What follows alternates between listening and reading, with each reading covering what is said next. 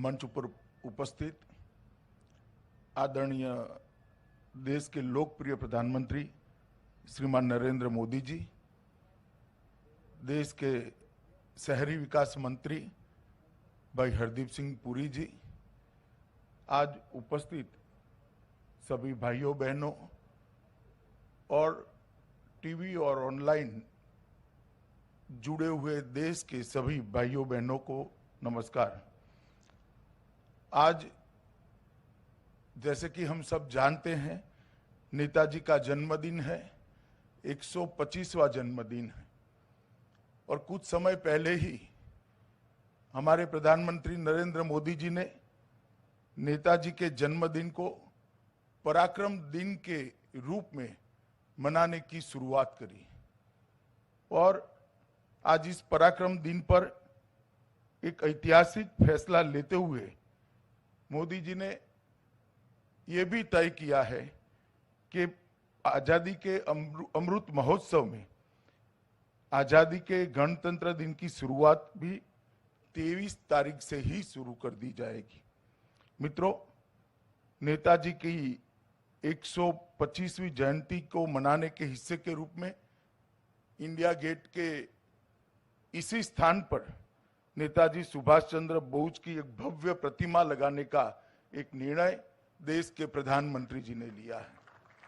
नेताजी की प्रतिमा यही मार्ग पर देश की आने वाली पीढ़ियों को अनेक सालों तक, अनेक युगों तक पराक्रम, देशभक्ति और बलिदान की प्रेरणा देगी, क्योंकि ये सिर्फ ग्रेनाइट से बनी हुई प्रतिमा नहीं होगी। ये प्रतिमा देश के करोड़ों लोगों के मन में जो नेताजी के भाव पड़ा है, ये भाव की अभिव्यक्ति होगी कि एक ऐसा व्यक्तित्व जिसने पूरा अपना जीवन का सुख त्याग करते हुए लगभग 35,000 किलोमीटर की यात्रा या तो मोटर कार से या तो पनडुब्बी के अंदर नीचे दरिया के नीचे करी और कलकत्ता से लेके वाया बर्लिन से जापान तक की ये यात्रा भारत को आजाद करने का नेताजी का पुरुषार्थ था, एक भव्य प्रयास था। इसका प्रतीक ये प्रतिमा होगी। जब तक ये प्रतिमा लगेगी तब तक होलोग्राम से कुछ ही समय के बाद हम यहाँ पर नेताजी की प्रतिमा की प्रतिकृति देखेंगे और आज पूरे देश के करोड़ों लोगों को मन को शांति मिलेगी कि नेताजी का जिस प्रकार का योगदान आजादी के संघर्ष के लिए रहा, आजादी के आंदोलन के लिए रहा, वो उसका सम्मान करने का काम देश के प्रधानमंत्री नरेंद्र मोदी जी ने इतने सालों के बाद किया है और ये प्रतिमा इसका प्रतीक बनकर रहने वाली है। चलो दिल्ली का नारा आज भी युवाओं को चेतना और ऊर्जा प्रदान करता है। उनके संघर्ष की गाथाएं आज भी युवाओं को भारत के पुनर्निर्माण के साथ जोड़ती है और उनका ये पूरा व्यक्तित्व आने वाले दिनों में हम देखेंगे कि इससे कई युवा प्रेरणा लेकर आगे बढ़ेंगे। मित्रों, नेताजी का ये जो 35,000 किलोमीटर का यात्रा है, वो यात्रा का पूरा मार्ग मुझे लगता है कि देश के युवाओं को इसी मूर्ति की स्थापना के साथ वो पूरे घटनाक्रम को अभ्यास करने का भी मन होगा और उसमें से प्रेरणा लेने का भी मन होगा। कई सालों तक देश के अंदर जिन्होंने आजादी के संघर्ष के अंदर, आजादी के आंदोलन के अंदर जिन्होंने बड़ा पराक्रम किया है, बड़ा योगदान दिया, इन लोगों को नाम को भुलाने का प्रयास किया गया। आज आजादी के अमृत वर्ष के योग पर नेताजी की प्रतिमा यहाँ लगाने का जो फैसला किया गया है, इससे पूरा देश संतोष और उत्साह का अनुभव कर रहा है। मित्रों, जब ये प्रतिमा यहाँ पर लग जाएगी तब इतिहास को भी अपने प्यारे बेटे को यहाँ देखकर बहुत संतोष होगा, ऐसा मेरा मानना है। मैं हम सब की ओर से, पूरे देश की ओर से इस फैसले को, प्रधानमंत्री जी को इस फैसले लेने के लिए बहुत बहुत धन्यवाद ज्ञापित करता हूँ। मित्रों, प्रधानमंत्री जी ने एक और बड़ा निर्णय किया है कि देश के अंदर जो नेताजी के नाम से एक पुरस्कार चालू किया है, और ये पुरस्कार भी आज यहाँ पर सुभाष चंद्र बोस आपदा प्रबंधन पुरस्कार भी यहाँ पर दिए जाएंगे। वर्ष 19, वर्ष 20 और वर्ष 21 और 22 के सुभाष चंद्र बोस आपदा प्रबंधन पुरस्कार भी यहाँ पर दिए जाएंगे। इससे आपदा प्रबंधन के क्षेत्र में काम करने वाले सभी लोगों को सुभाष चंद्र बोस के नाम से साथ जुड़े हुए पुरस्कार हमेशा आपदा प्रबंधन के क्षेत्र में उत्कृष्ट कामगिरी करने के लिए प्रेरित करते रहेंगे। आज ये दोनों अवसर पर मैं गृह मंत्रालय की ओर से मोदी जी का धन्यवाद भी करता हूं, आप लोगों का स्वागत करता हूं और ये आज जो नई शुरुआत हुई है, मुझे विश्वास है ये नई शुरुआत से देश के युवाओं को अनेक वर्षों तक प्रेरणा मिलती रहेगी। आप सभी का धन्यवाद। नमस्कार।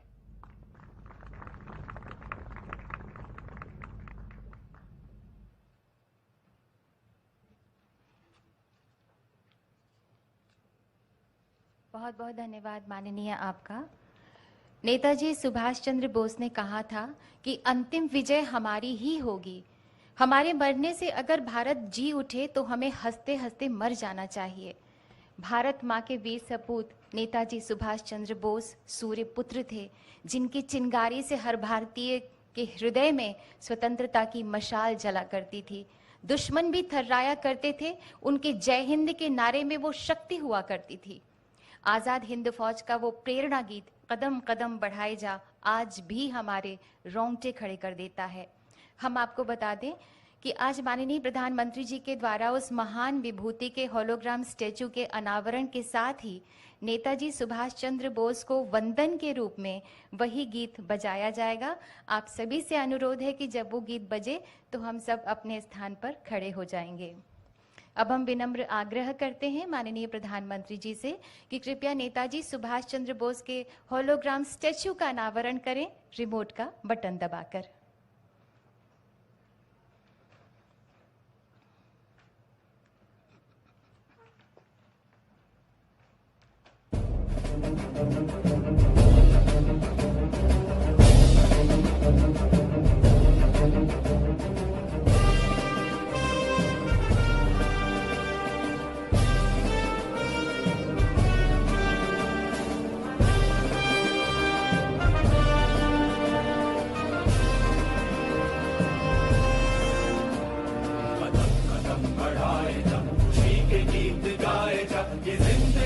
कौम की तो कौम पे लुटाए जा, कदम कदम बढ़ाए जा, खुशी के गीत गाए जा। ये जिंदगी है कौम की तो कौम पे लुटाए जा।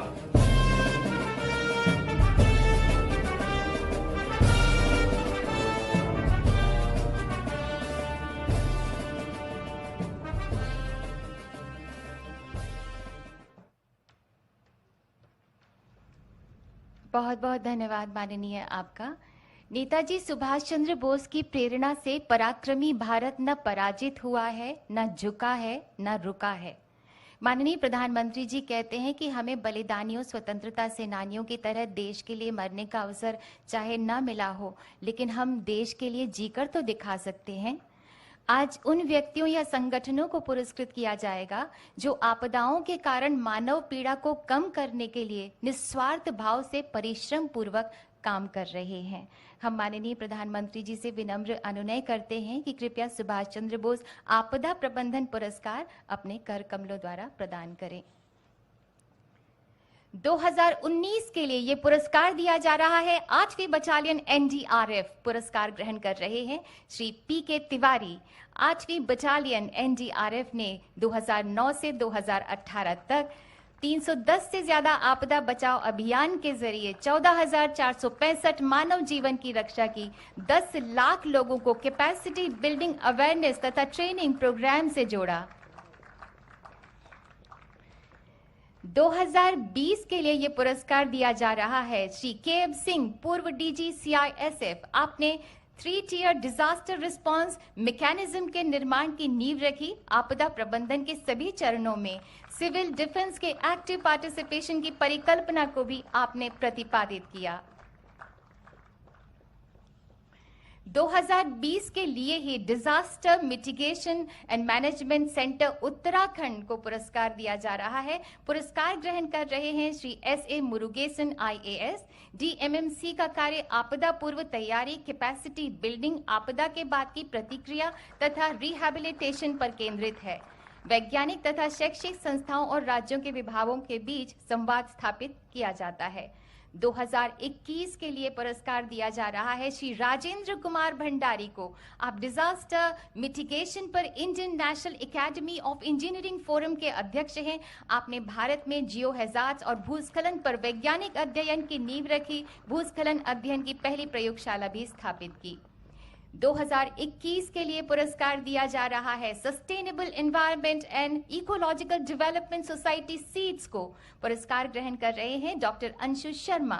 सीड्स पिछले 28 सालों से आपदाओं और जलवायु परिवर्तन के प्रभावों से प्रभावित हो सकने वाले लोगों को रेजिलियंस निर्माण की दिशा में काम कर रही है।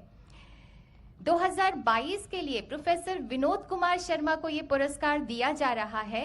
भारत में DRR में आपके अग्रणी कार्य ने आपको अंतर्राष्ट्रीय पहचान दिलाई। सिक्किम राज्य आपदा प्रबंधन के उपाध्यक्ष के रूप में आपने सिक्किम को DRR लागू करने में एक आदर्श राज्य बनाया है। 2022 के लिए ही गुजरात आपदा प्रबंधन संस्थान को पुरस्कार दिया जा रहा है। पुरस्कार ग्रहण कर रहे हैं Shri PK Taneja DG। GIDM ने पेंडेमिक के दौरान मल्टी हैजार्ड रिस्क मैनेजमेंट तथा रिडक्शन के लिए 12,000 से ज्यादा प्रोफेशनल्स को ट्रेन किया। फायर से संबंधित पोर्टल, कोविड से संबंधित मोबाइल ऐप भी विकसित किया। बहुत बहुत धन्यवाद माननीय आपका और सभी पुरस्कार विजेताओं को हार्दिक बधाई।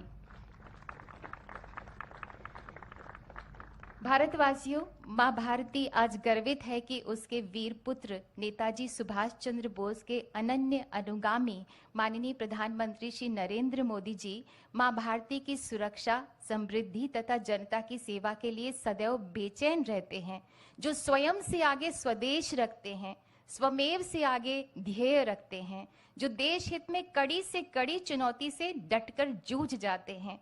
माननीय प्रधानमंत्री जी के नेतृत्व में आजाद हिंद फौज का वो तराना आज शब्दशः चरितार्थ हो रहा है। शुभ सुख चैन की बरखा बरसे, भारत भाग है जागा, सूरज बनकर जग पर चमके, भारत नाम सुभागा। माननीय प्रधानमंत्री जी से हमारा विनम्र अनुरोध है कि कृपया हम सबको प्रेरणा ज्योति से रोशन करें।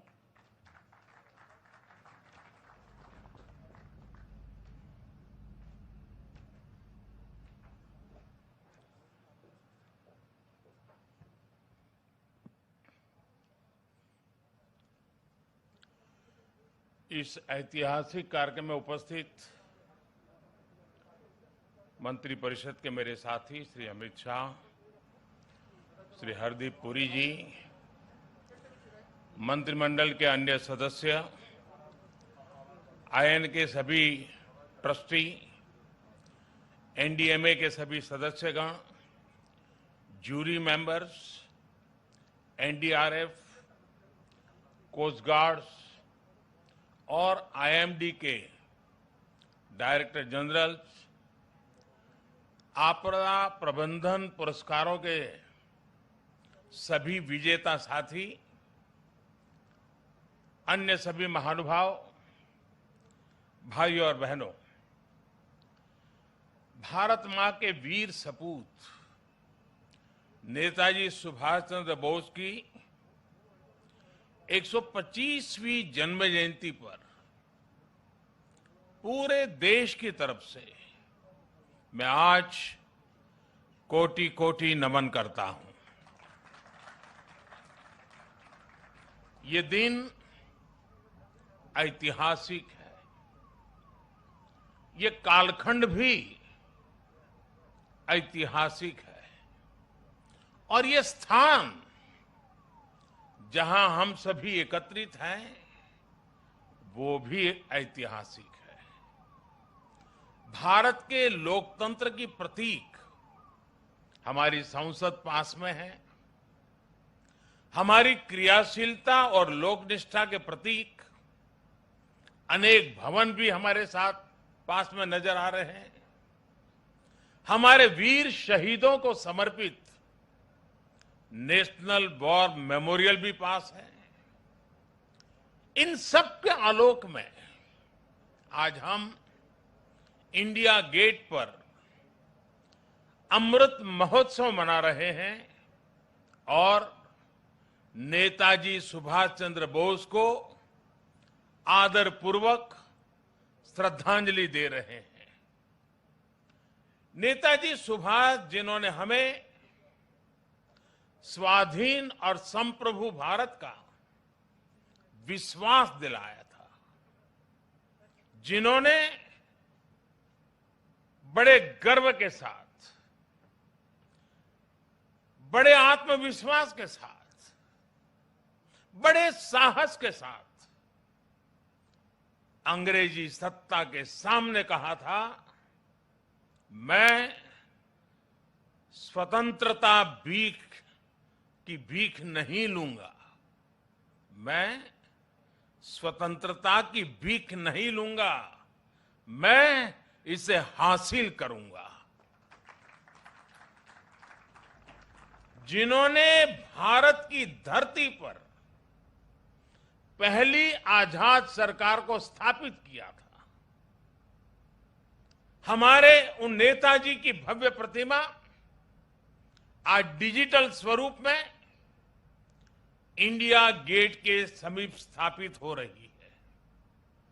जल्द ही इस होलोग्राम प्रतिमा के स्थान पर ग्रेनाइट की विशाल प्रतिमा भी लगेगी। ये प्रतिमा आजादी के महानायक को कृतज्ञ राष्ट्र की श्रद्धांजलि है। नेताजी सुभाष की ये प्रतिमा हमारी लोकतांत्रिक संस्थाओं को, हमारे पीढ़ियों को राष्ट्रीय कर्तव्य का बोध कराएगी, आने वाली पीढ़ियों को, वर्तमान पीढ़ी को निरंतर प्रेरणा देती रहेगी। साथियों, पिछले साल से देश ने नेताजी की जयंती को पराक्रम दिवस के रूप में मनाना शुरू किया है। आज पराक्रम दिवस के अवसर पर सुभाष चंद्र बोस आपदा प्रबंधन पुरस्कार भी दिए गए हैं। नेताजी के जीवन से प्रेरणा लेकर ही इन पुरस्कारों को देने की घोषणा की गई थी। साल 2019 से 2022 तक उस समय के सभी विजेताओं, सभी व्यक्तियों, सभी संस्थाओं को जिन्हें आज सम्मान का अवसर मिला है, उन सबको भी मैं बहुत बहुत बधाई देता हूं। साथियों, हमारे देश में आपदा प्रबंधन को लेकर जिस तरह का रवैया रहा था, उस पर एक कहावत बहुत सटीक बैठती है, जब प्यास लगी तो कुआं खोदना। और जिस मैं काशी क्षेत्र से आता हूं, वहां तो एक और भी कहावत है। वो कहते हैं, भोज गड़ी कोहड़ा रोपे, यानी जब भोज का समय आ गया तो कोहड़े की सब्जी उगाने लगना। यानी जब आपदा सिर पर आ जाती थी तो उससे बचने के उपाय खोजे जाते थे। इतना ही नहीं, एक और हैरान करने वाली व्यवस्था थी जिसके बारे में कम ही लोगों को पता है। हमारे देश में वर्षों तक आपदा का विषय एग्रीकल्चर डिपार्टमेंट के पास रहा था। इसका मूल कारण यह था कि बाढ़, अतिवृष्टि, ओले गिरना, ऐसी जो स्थितियां पैदा होती थी, उसे निपटने का जिम्मा, उसका संबंध कृषि मंत्रालय से आता था। देश में आपदा प्रबंधन ऐसे ही चलता रहता था। लेकिन 2001 में गुजरात में भूकंप आने के बाद जो कुछ हुआ, देश को नए सिरे से सोचने के लिए मजबूर किया और उसने आपदा प्रबंधन के मायने बदल दिए। हमने तमाम विभागों और मंत्रालयों को राहत और बचाव के काम में झोंक दिया। उस समय के जो अनुभव थे उनसे सीखते हुए ही 2003 में Gujarat state disaster management act बनाया गया। आपदा से निपटने के लिए गुजरात इस तरह का कानून बनाने वाला देश का पहला राज्य बना। बाद में केंद्र सरकार ने गुजरात के कानून से सबक लेते हुए 2005 में पूरे देश के लिए ऐसा ही डिजास्टर मैनेजमेंट एक्ट बनाया। इस कानून के बाद ही नेशनल डिजास्टर मैनेजमेंट अथॉरिटी, उसके गठन का रास्ता साफ हुआ। इसी कानून ने कोरोना के खिलाफ लड़ाई में भी देश की बहुत मदद की। साथियों, डिजास्टर मैनेजमेंट को प्रभावी बनाने के लिए 2014 के बाद से हमारे सरकार ने राष्ट्रीय स्तर पर चौतरफा काम किया है। हमने रिलीफ, रेस्क्यू, रिहेबिलिटेशन, उस पर जोर देने के साथ साथ ही रिफॉर्म पर भी बल दिया है। हमने एनडीआरएफ को मजबूत किया, उसका आधुनिकीकरण किया, देश भर में उसका विस्तार किया, स्पेस टेक्नोलॉजी से लेकर प्लानिंग और मैनेजमेंट तक बेस्ट पॉसिबल प्रैक्टिसेस को अपनाया। हमारे एनडीआरएफ के साथ ही सभी राज्यों के एसडीआरएफ और सुरक्षा बलों के जवान अपनी जान की बाजी लगाकर एक एक जीवन को बचाते हैं। इसलिए आज ये पल इस प्रकार से जान की बाजी लगाने वाले, औरों की जिंदगी बचाने के लिए खुद की जिंदगी का दाव लगाने वाले, चाहे वो एनडीआरएफ के लोग हो, चाहे एसडीआरएफ के लोग हो, हमारे सुरक्षा बलों के साथी हो, ये सब के सब उनके प्रति आज आभार व्यक्त करने का, उनको सैल्यूट करने का ये वक्त है। साथियों, अगर हम अपनी व्यवस्थाओं को मजबूत करते चलें तो आपदा से निपटने की क्षमता दिनों दिन बढ़ती चली जाती है। मैं इसी कोरोना काल के 1-2 वर्ष की बात करूं तो इस महामारी के बीच भी देश के सामने नई आपदाएं आकर खड़ी हो गई। एक तरफ कोरोना से तो लड़ाई लड़ी रहे थे, अनेक जगहों पर भूकंप आए, कितने ही क्षेत्रों में बाढ़ आई, उड़ीसा, पश्चिम बंगाल समेत पूर्वी तटों पर साइक्लोन आए, गोवा, महाराष्ट्र, गुजरात, पश्चिमी तटों पर भी साइक्लोन आए। पहले एक एक साइक्लोन में सैकड़ों लोगों की मृत्यु हो जाती थी, लेकिन इस बार ऐसा नहीं हुआ। देश ने हर चुनौती का जवाब एक नई ताकत से दिया। इसी वजह से इन आपदाओं में हम ज्यादा से ज्यादा जीवन बचाने में सफल रहे। आज बड़ी बड़ी अंतर्राष्ट्रीय एजेंसियां भारत के इस सामर्थ्य, भारत में आए इस बदलाव की सराहना कर रही है। आज देश में एक ऐसा end to end cyclone response system है जिसमें केंद्र, राज्य, स्थानीय प्रशासन और सभी एजेंसियां एक साथ मिलकर के काम करती हैं। बाढ़, सूखा, साइक्लोन, इन सभी आपदाओं के लिए वार्निंग सिस्टम में सुधार किया गया है। डिजास्टर रिस्क एनालिसिस के लिए एडवांस टूल्स बनाए गए हैं। राज्यों की मदद से अलग अलग क्षेत्रों के लिए डिजास्टर रिस्क मैप्स बनाए गए हैं। इसका लाभ सभी राज्यों को, सभी स्टेक होल्डर्स को मिल रहा है। और सबसे महत्वपूर्ण, डिजास्टर मैनेजमेंट, आपदा प्रबंधन आज देश में जन भागीदारी और जन विश्वास का विषय बन गया है।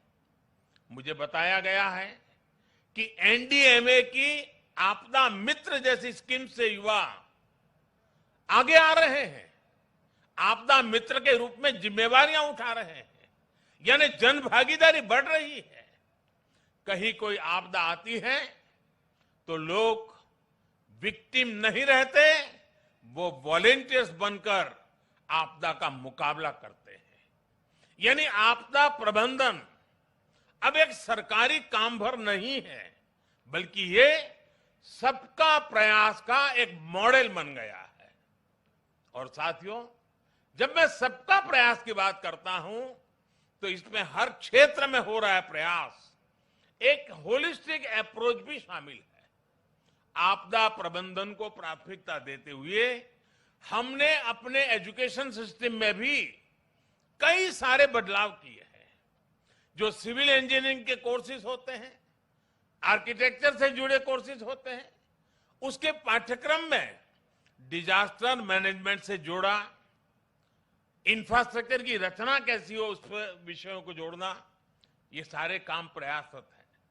सरकार ने डैम फेलियर की स्थिति से निपटने के लिए डैम सेफ्टी कानून भी बनाया है। साथियों, दुनिया में जब भी कोई आपदा आती है तो इसमें लोगों की दुखद मृत्यु की चर्चा होती है कि इतने लोग मृत्यु हो गई, इतना ये हो गया, इतने लोगों को हटाया गया।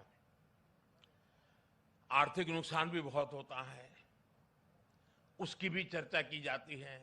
लेकिन आपदा में जो इंफ्रास्ट्रक्चर का नुकसान होता है वो कल्पना से परे होता है। इसलिए ये बहुत आवश्यक है कि आज के समय में इंफ्रास्ट्रक्चर का निर्माण ऐसा हो जो आपदा में भी टिक सके, उसका सामना कर सके। भारत आज इस दिशा में भी तेजी से काम कर रहा है। जिन क्षेत्रों में भूकंप, बाढ़ या साइक्लोन का खतरा ज्यादा रहता है, वहां पर पीएम आवास योजना के तहत बन रहे घरों में भी इसका ध्यान रखा जाता है। उत्तराखंड में जो 4 धाम महापरियोजना का काम चल रहा है, उसमें भी आपदा प्रबंधन का ध्यान रखा गया है। उत्तर प्रदेश में जो नए एक्सप्रेस वे बन रहे हैं, उनमें भी आपदा प्रबंधन से जुड़ी बारीकियों को प्राथमिकता दी गई है। आपात स्थिति में एक्सप्रेस वे विमान उतरने के काम आ सके, इसका भी प्रावधान किया गया है। यही नए भारत का विजन है, नए भारत के सोचने का तरीका है। साथियों, डिजास्टर रेजिलिएंट इंफ्रास्ट्रक्चर की इसी सोच के साथ भारत ने दुनिया को भी एक बहुत बड़ी संस्था का विचार दिया है, उपहार दिया है। यह संस्था है CDRI, coalition for disaster resilient infrastructure. Bharat की इस पहल में ब्रिटेन हमारा प्रमुख साथी बना है और आज दुनिया के 35 देश इससे जुड़ चुके हैं। दुनिया के अलग अलग देशों के बीच में, सेनाओं के बीच में हमने ज्वाइंट मिलिट्री एक्सरसाइज बहुत देखी है, पुरानी परंपरा है, उसकी चर्चा भी होती है। लेकिन भारत ने पहली बार डिजास्टर मैनेजमेंट के लिए ज्वाइंट ड्रिल की परंपरा शुरू की है। कई देशों में मुश्किल समय में हमारी डिजास्टर मैनेजमेंट से जुड़ी एजेंसियों ने अपनी सेवाएं दी हैं, मानवता के प्रति अपने कर्तव्य का निर्वाह किया है। जब नेपाल में भूकंप आया, इतनी बड़ी तबाही मची, तो भारत एक मित्र देश के रूप में उस दुख को बांटने के लिए जरा भी देरी नहीं की थी। हमारे एनडीआरएफ के जवान वहां तुरंत पहुंच गए थे। डिजास्टर मैनेजमेंट का भारत का अनुभव सिर्फ हमारे लिए नहीं, बल्कि पूरी मानवता के लिए है। आप सभी को याद होगा, 2017 में भारत ने साउथ एशिया जियो स्टेशनरी कम्युनिकेशन सैटेलाइट को लॉन्च किया था। वेदर और कम्युनिकेशन के क्षेत्र में उसका लाभ हमारे दक्षिण एशिया के मित्र देश को मिल रहा है। साथियों, परिस्थितियां कैसी भी हो, अगर हम में हौसला है तो हम आपदा को भी अवसर में बदल सकते हैं। यही संदेश नेताजी ने हमें आजादी की लड़ाई के दौरान दिया था। नेताजी कहते थे, कभी भी स्वतंत्र भारत के सपने का विश्वास मत खोना। दुनिया की कोई ताकत नहीं है जो भारत को झकझोर सके। आज हमारे सामने आजाद भारत के सपनों को पूरा करने के लक्ष्य हैं। हमारे सामने आजादी के 100वें साल से पहले, 2047 के पहले नए भारत के निर्माण का लक्ष्य है।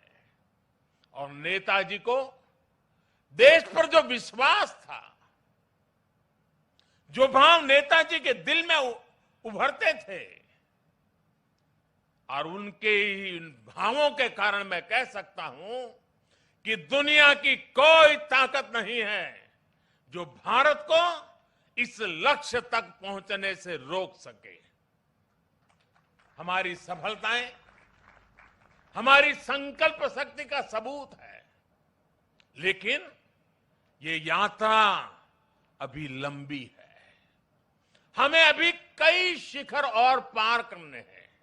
इसके लिए जरूरी है हमें देश के इतिहास का हजारों सालों की यात्रा में इसे आकार देने वाले तप, त्याग और बलिदानों का बोध रहे। भाई और बहनों, आजादी के अमृत महोत्सव का संकल्प है कि भारत अपनी पहचान और प्रेरणाओं को पुनर्जीवित करेगा।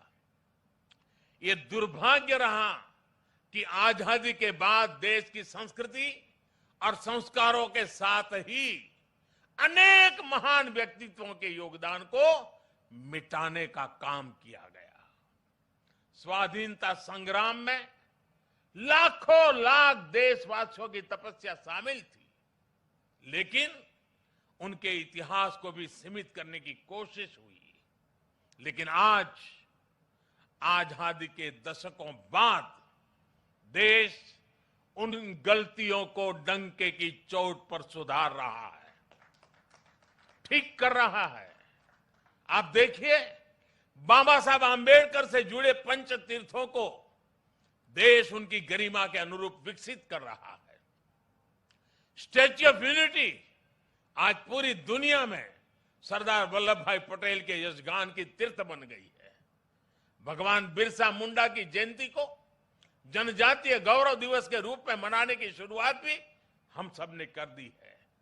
आदिवासी समाज के योगदान और इतिहास को सामने लाने के लिए अलग अलग राज्यों में आदिवासी म्यूजियम बनाए जा रहे हैं। और नेताजी सुभाष चंद्र बोस के जीवन से जुड़ी हर विरासत को भी देश पूरे गौरव से संजो रहा है। नेताजी द्वारा अंडमान में तिरंगा लहराने की 75वीं वर्षगांठ पर अंडमान के एक द्वीप का नाम उनके नाम पर रखा गया है। अभी दिसंबर में ही अंडमान में एक विशेष संकल्प स्मारक नेताजी सुभाष चंद्र बोस के लिए समर्पित की गई है। ये स्मारक नेताजी के साथ साथ इंडियन नेशनल आर्मी के उन जवानों के लिए भी एक श्रद्धांजलि है जिन्होंने आजादी के लिए अपना सर्वस्व न्योछावर कर दिया था। ये मेरा सौभाग्य है कि पिछले वर्ष आज के ही दिन मुझे कोलकाता में नेताजी के पैतृक आवास भी जाने का अवसर मिला था। जिस प्रकार से वो कोलकाता से निकले थे, जिस कमरे में बैठकर वो पढ़ते थे, उनके घर की सीढ़ियां, उनके घर की दीवारें, उनके दर्शन करना, वो अनुभव शब्दों से परे है। साथियों, मैं 21 अक्टूबर 2018 का वो दिन भी नहीं भूल सकता जब आजाद हिंद सरकार के 75 वर्ष हुए थे। लाल किले में हुए विशेष समारोह में मैंने आजाद हिंद की कैप पहनकर तिरंगा फहराया था। वो पल अद्भुत था, वो पल अविस्मरणीय है। मुझे खुशी है कि लाल किले में ही आजाद हिंद फौज से जुड़े एक स्मारक पर भी काम किया जा रहा है। 2019 में 26 जनवरी की परेड में आजाद हिंद फौज के पूर्व सैनिकों को देखकर मन जितना प्रफुल्लित हुआ, वो भी मेरी अनमोल स्मृति है। और इससे भी मैं अपना सौभाग्य मानता हूं कि हमारी सरकार को नेताजी से जुड़ी फाइलों को सार्वजनिक करने का अवसर मिला। साथियों, नेताजी सुभाष कुछ ठान लेते थे तो फिर उन्हें कोई ताकत रोक नहीं सकती थी। हमें नेताजी सुभाष की can do, will do spirit से प्रेरणा लेते हुए आगे बढ़ना है। वो ये जानते थे, तभी ये बात हमेशा कहते थे, भारत में राष्ट्रवाद ने ऐसी सृजनात्मक शक्ति का संचार किया है जो सदियों से लोगों के अंदर सोई पड़ी थी। हमें राष्ट्रवाद भी जिंदा रखना है, हमें सृजन भी करना है और राष्ट्र चेतना को जागृत भी रखना है। मुझे विश्वास है कि हम मिलकर भारत को नेताजी सुभाष के सपनों का भारत बनाने में सफल होंगे। आप सभी को एक बार फिर पराक्रम दिवस की बहुत बहुत शुभकामनाएं देता हूं और मैं आज एनडीआरएफ, एसडीआरएफ के लोगों को भी विशेष रूप से बधाई देता हूं, क्योंकि बहुत छोटे कालखंड में उन्होंने अपनी एक पहचान बना दी है। आज कहीं पर भी आपदा हो या आपदा के संबंधित संभावनाओं की खबरें हो, साइक्लोन जैसी, और जब एनडीआरएफ के जवान यूनिफॉर्म में दिखते हैं, सामान्य मानवी को एक भरोसा हो जाता है कि अब मदद पहुंच गई। इतने कम समय में किसी संस्था और इसके यूनिफॉर्म की पहचान बनना, यानी जैसे हमारे देश में कोई तकलीफ हो और सेना के जवान आ जाएं, तो सामान्य मानवी को संतोष हो जाता है, भाई बस अब ये लोग आ गए हैं। वैसा ही आज एनडीआरएफ और एसडीआरएफ के जवानों ने अपने पराक्रम से ये कर